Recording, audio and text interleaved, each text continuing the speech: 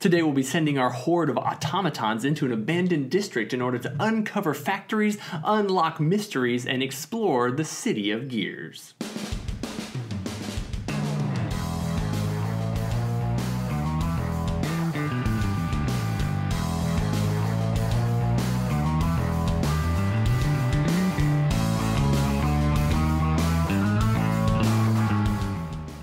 Hey guys, and welcome to Tantrum House Studio 3. I'm Will Meadows. And I'm Sara Meadows, and today we're looking at City of Gears. It's designed by Chris Leader and Daryl Andrews, and it's published by Gray Fox Games. It's a 2 to 4 player game that takes about 45 minutes. We were given a review copy of it, so let's go ahead and take a look at how to play City of Gears. To set up City of Gears, randomly select 9 city tiles and place them face down with a discovery token on each. Give each player their tokens, workers, 3 dice, and player board, and then connect your player boards to the main board. On their turn, players roll their dice and can use these resources this turn. Next, players can activate any city tiles they have a worker on by paying the cost shown and taking the action.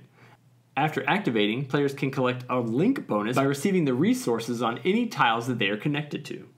Now, players may spend their resources to take actions. You must spend a steam or movement token to move 1 space, but may spend a zap to move as much as you'd like.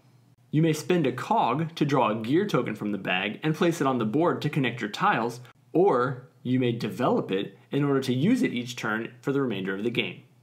Players may also spend their zap tokens to overcharge an opponent's worker or gear link and remove it from the city. At the end of your turn, you may store resources for the next turn or turn your zaps in to earn prestige. Once all 9 tiles have been revealed, the white opening day tokens are added to the bag, and once 3 have been drawn, the game immediately ends and points are tallied. Prestige is awarded to the player who has the majority around each city tile, and then some city tiles and gears have in-game bonuses as well. The player with the most prestige when the city opens to the public at the end of the game wins. City of Gears has got a really cool table presence that I super appreciated. I'm a big steampunk fan, and I very much enjoyed the way that they incorporated the components, and they actually made them not just cool steampunk pieces, but things that actually made a lot of sense in the game as you're playing with it. Yeah, when we put this out on the table the first time, it seemed a little overwhelming, but it really has a good cheat sheet on your board so that you can follow exactly what you need to do, and it's very simple, really. You roll your dice, and then if you want to activate tiles you're on, you can do that, and then you can spend your tokens to do all the actions. Yeah, a lot of the game does kind of depend on the dice roll. You will be collecting at least 3 resources every round, but the order that those dice roll in can really determine how lucky and how well you do in the game. The cool thing is that those development tiles that you add, getting the right set of those can be really crucial to gaining a bunch of resources or a bunch of prestige points every time you take a turn.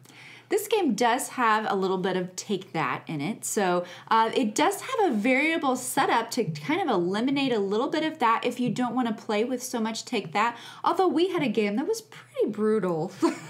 Yeah, actually, where Will's tried to demolish me every single turn. I felt a little bit bad. If you get those lightning bolts, they can be really powerful to crush your teammates.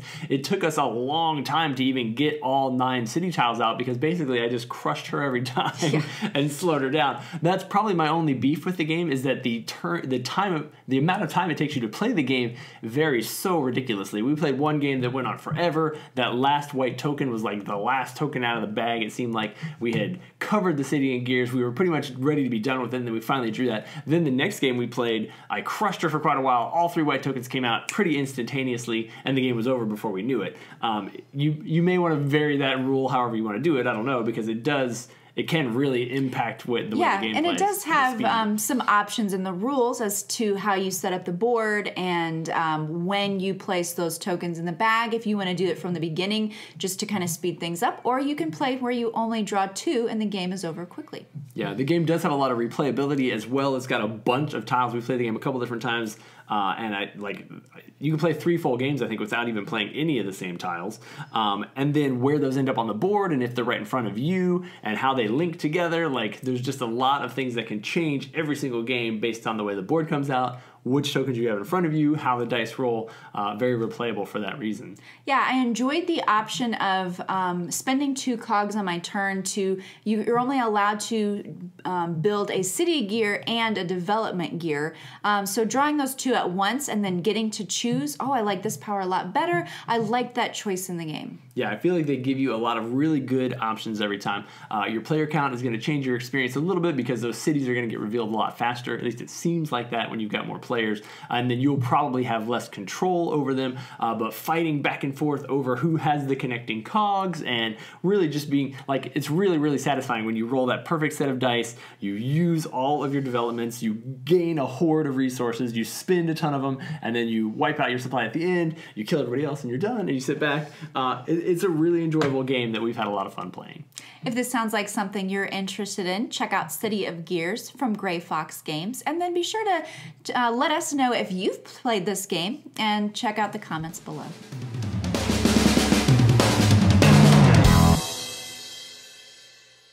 Check out the comments below. Comment below. Don't check them out, just comment. You can check them out too.